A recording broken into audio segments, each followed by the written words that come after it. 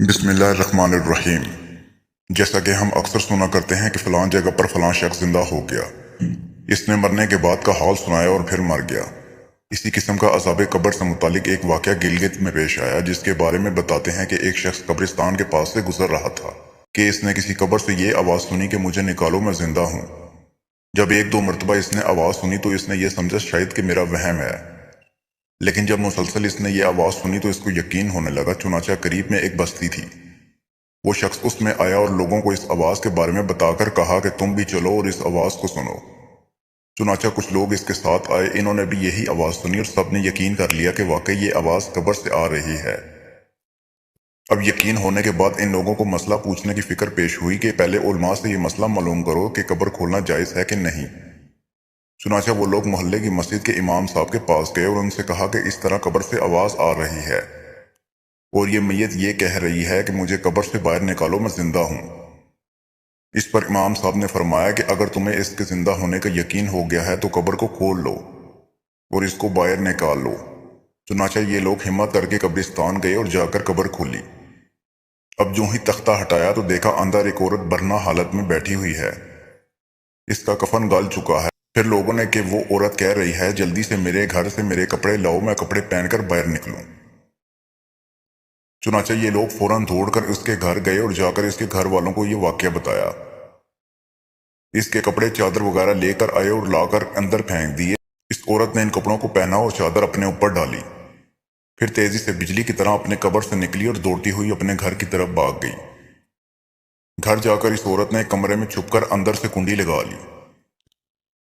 اب جو لوگ قبرستان آئے تھے دوڑ کر اس کے گھر پہنچے۔ ان کو وہاں جا کر معلوم ہوا کہ اس نے اپنے کمرے کے اندر کنڈی لگا رکھی ہے۔ ان لوگوں نے دستک دی کہ کنڈی کھولو۔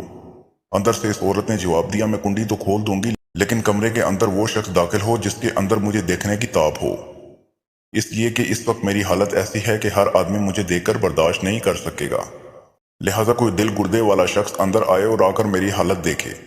اب سب لوگ اندر جانے سے ڈر رہے تھے، مگر دو چار آدمی جو مضبوط دل کے تھے انہوں نے کہا کہ تم کنڈی کھولو، ہم اندر آئیں گے۔ اس نے کنڈی کھول دی اور کچھ لوگ اندر چلے گئے۔ لوگوں نے اندر جا کر دیکھا وہ عورت اپنے آپ کو چادر میں چھپائے بیٹھی ہوئی تھی۔ جب یہ لوگ اندر پہنچے تو اس عورت نے سب سے پہلے اپنا سر کھولا۔ ان لوگوں نے دیکھا کہ اس کے سر پر ایک بھی بال نہیں، وہ بالکل خالی کھوپڑی ہے، نہ اس پر بال ہے نہ کھال، صرف خالی ہڈی ہڈی ہے۔ لوگوں نے اس سے پوچھا تیرے بال کہاں گئے؟ اس عورت نے جواب دیا، جب میں زندہ تھی تو ننگے سر گھر سے باہر نکلا کرتی تھی، پھر مرنے کے بعد جب میں قبر میں لائی گئی تو فرشتوں نے میرا ایک ایک بال نوچا اور اس نوچنے کے نتیجے میں بال کے ساتھ کھال بھی نکل گئی۔ اب میرے سر پر نہ بال ہے نہ کھال۔ اس کے بعد اس عورت نے اپنے منہ سے کپڑا ہٹایا۔ جب لوگوں نے اس کا منہ دیکھا تو اتنا خوفناک ہو چکا تھا کہ سوائے دانتوں کے کچھ نظر نہ آیا۔ اوپر کا ہونٹ موجود تھا نہ نیچے کا ہونٹ موجود تھا، بلکہ 32 کے 32 دانت سامنے جڑے ہوئے نظر آ رہے تھے۔ سوچئے اگر کسی انسان کے صرف دانت ہی دانت نظر آئیں تو کتنا ڈر اور خوف معلوم ہوتا ہے۔ اب ان لوگوں نے اس عورت سے پوچھا تیرے ہونٹ کہاں گئے؟ اس عورت نے جواب دیا، میں اپنے ہونٹوں پر لپسٹک لگا کر غیر محرم مردوں کے سامنے جایا کرتی تھی، اس کی سزا میں میرے ہونٹ کاٹ لیے گئے، اس لیے اب میرے چہرے پر ہونٹ موجود نہیں ہیں۔ پھر اس عورت نے اپنے ہاتھ اور پیروں کی انگلیاں کھولی۔ لوگوں نے دیکھا کہ اس کے ہاتھ اور پیروں کی انگلیوں میں ایک بھی ناخن نہیں تھا،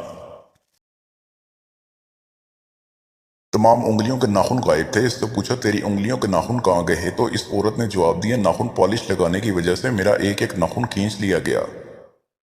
چونکہ میں یہ سارے کام کر کے گھر سے باہر نکلا کرتی تھی، اس لیے مجھے ہی مرنے کے بعد قبر میں پہنچی تو میرے ساتھ یہ معاملہ پیش آیا اور مجھے یہ سزا ملی کہ میرے سر کے بال بھی نوچ لیے گئے، میرے ہونٹ بھی کاٹ دیے گئے اور ناخن بھی کھینچ لیے گئے۔ اتنی باتیں کرنے کے بعد وہ بے ہوش ہو گئی اور مردہ بے جان سی ہو گئی، جیسے لاش ہوتی ہے۔ چنانچہ ان لوگوں نے دوبارہ اس کو قبرستان میں پہنچا دیا۔ محترم خواتین و حضرات، اللہ تعالیٰ کو یہ عبرت دکھانی مقصود تھی کہ دیکھو اس عورت کا کیا انجام ہوا اور اس کو کتنا ہولناک عذاب دیا گیا۔ بے پردہ خواتین اس واقعے سے عبرت لے اور ان گناہوں سے توبہ کریں جس کی سزا بروز قیامت بہت سخت ہے۔